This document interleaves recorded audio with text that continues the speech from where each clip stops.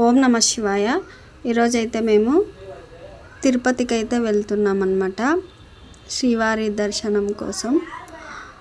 పోయిన వారం 40 మంది ప్లాన్ వేసుకున్నాం అన్నమాట తిరుపతి వెళ్ళాలి అని. కానీ 40 మంది క్యాన్సిల్ అయిపోయారు, ఒక్కొక్కరు ఒక్కొక్క కారణంతో. ఇక ఫైనల్గా ఆ స్వామివారు మాత్రం మా నలుగురికి స్వామివారి పిలుపు అయితే వచ్చిందనమాట. ఇంకా పెద్ద అయిన పిలుపు రాగానే ఇంకెందుకు లేటు చేయడం అని వెంటనే బయలుదేరి తిరుపతికి అయితే వెళ్ళిపోయామన్నమాట. ఇక నైట్ 9:45కి బెంగళూరులో బస్సు ఎక్కితే పొద్దున్నే 4:50కి అంతా భూదేవి కాంప్లెక్స్ దగ్గర ఉన్నాము. అక్కడ క్యూలో నిల్చుకొని టికెట్ అయితే తీసుకున్నాము సర్వదర్శనానికి. తర్వాత ఇక రెడీ అయిపోయి కొండపైనకి అయితే వెళ్తున్నాము. కొండపైకి అయితే వచ్చేసామన్నమాట తిరుమలకి. ఇక్కడ దేవస్థానం దగ్గర మనకి అటుపక్క ఇటుపక్క షాపింగ్స్ అయితే ఉంటాయి కదా, ఇంకా అవన్నీ చూసుకుంటూ వెళ్తున్నాము. ఇంకా అప్పటికే చాలా ఆకలి అయిపోయింది. అక్కడ పక్కలోనే మనకి ప్రసాదం అయితే పెడుతున్నారు, ఇంకా అక్కడే తినేసాము. ప్రసాదం అయితే చాలా చాలా టేస్టీగా ఉంది. తిరుపతి ప్రసాదం అంటే ఇంకెంత టేస్ట్ ఉంటుందో అందరికీ తెలిసిందే మనకి. తర్వాత ఇక్కడ వెంకటాద్రి నిలయం అని కొత్తగా కట్టారనమాట, అక్కడికైతే వచ్చేసాము. అక్కడ లాకర్ తీసుకొని అక్కడే పండుకొని ఇక పొద్దున్నే అయితే రెడీ అయిపోయాము. ఇలా రెడీ అయిపోయామన్నమాట. రెడీ అయ్యి దర్శనానికి అయితే వెళ్తున్నాము. 1 o'clock ఉంది నైట్ దర్శనము, కానీ మేము 3 o'clock వెళ్తున్నాం అన్నమాట. ఇక్కడైతే ఇంకా మనము ఫొటోస్ వీడియోస్ తీసుకోవడానికి స్వామివారిది విగ్రహం అయితే ఉంటుంది కదా, అక్కడ వచ్చి ఫొటోస్ వీడియోస్ అయితే తీసుకుంటున్నాము. ఇంకా తర్వాత ఇంకా ముందరకైతే వెళ్తున్నాము. మొదటగా మనము వరాహస్వామిని దర్శించుకోవాలి కాబట్టి వరాహస్వామి టెంపుల్కి అయితే వెళ్తున్నాము. ఇప్పుడు ఆల్మోస్ట్ 3 o'clock అవుతుంది కాబట్టి టెంపుల్ క్లోజ్ అయిపోయింది. అలాగే బేడి ఆంజనేయ స్వామి కూడా ఉన్నారు కదా, అక్కడ ఆ స్వామిని కూడా దర్శనం చేసుకొని బయట నుండే ఇక ముందుకైతే వెళ్తున్నాము.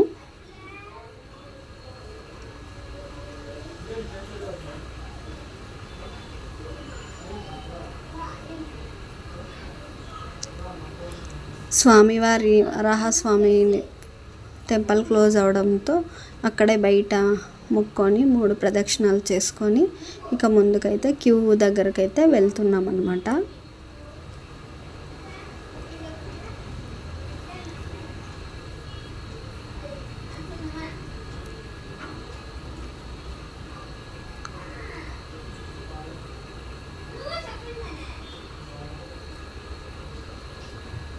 ఇక్కడ ఎవరో అంగ ప్రదక్షిణ చేస్తున్నారు స్వామివారికి.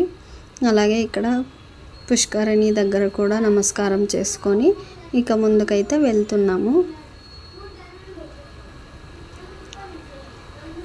స్వామివారి పిలుపు రావడం చాలా సంతోషం అనిపించింది.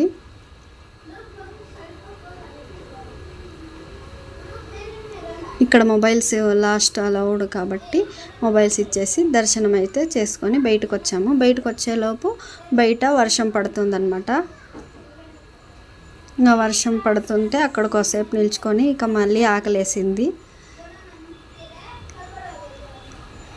అక్కడ వేగమాంబ ప్రసాదం తినేసి ఇక మాడవీధుల్లో ఉన్న స్వామివారిని, వరాహస్వామిని, యోగ నరసింహస్వామిని, అలాగే ఐగ్రీవ స్వామి ఉంటారు కదా మాడవీధుల్లో, అక్కడున్న టెంపుల్స్లో చిన్న చిన్న టెంపుల్స్లో అంతా దర్శనం చేసుకున్నాము. ఎందుకంటే మాకు నైటు ఓపెన్ లేవు కాబట్టి పొద్దున్నే అన్ని దేవుళ్ళని దర్శనం చేసుకొని నమస్కారం చేసుకొని ఇక్కడికి వచ్చి ఫొటోస్ దిగాము. తర్వాత మనము ఇక టెంకాయ కొట్టలేదే పూజ కంప్లీట్ కాదు కాబట్టి అక్కడ టెంకాయ కోసం కూడా క్యూ ఉంది. ఆ క్యూలో నిల్చుకొని టెంకాయ తెచ్చుకున్నా నేను. అక్కడ స్వామివారిని తలుచుకొని దీపం పెట్టి టెంకాయ కొట్టి అక్కడ స్వామివారికి దండం పెట్టుకొని ఇక బయటకైతే వచ్చాము.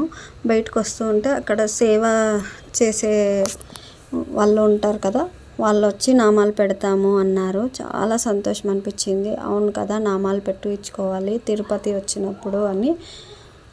నామాలు పెట్టించుకొని ఏడుకొండలవాడ వెంకటరమణ గోవింద గోవింద అనుకుంటూ నేను మా పిల్లలు ఇలా నామాలు అయితే పెట్టించుకున్నాం అన్నమాట. చాలా సంతోషం అనిపించింది. తర్వాత అక్కడ నుండి ఇంకా షాపింగ్ చేద్దాము, ఏమన్నా తీసుకుందాము అని అనుకునే లోపలే వర్షం అయితే పడిందనమాట. ఇంకా వెదర్ అంతా చల్లగా ఉంది. వర్షంలోనే అవి ఇవి తీసుకున్నాము, షాపింగ్ చేసుకున్నాము కొంచెము. ఇంకా లాస్ట్గా వీడియో తీసుకున్నాము. కొండ కిందకు వచ్చేసాము. బస్ ఎక్కి కొండ కిందకు వస్తే ఇంకా నైట్ అయింది. తిరుపతి కలర్ఫుల్గా వెలిగిపోతుంది, ఎందుకంటే గంగమ్మ జాతర జరుగుతుంది కాబట్టి ఇలా కలర్ఫుల్ లైట్తో వెలిగిపోతుంది. సబ్స్క్రైబ్.